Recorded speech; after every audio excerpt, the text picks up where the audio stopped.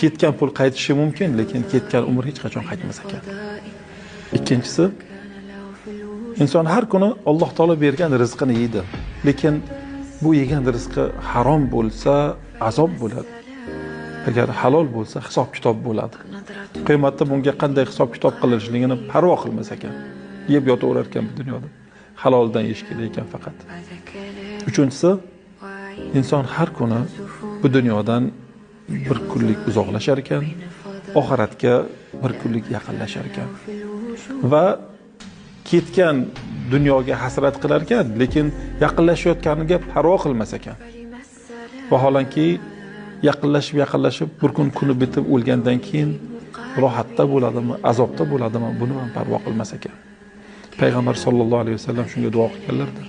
Ey Alloh, bizni g'am tashvishimizni faqatgina dunyo qilib qo'ymagin deganlar.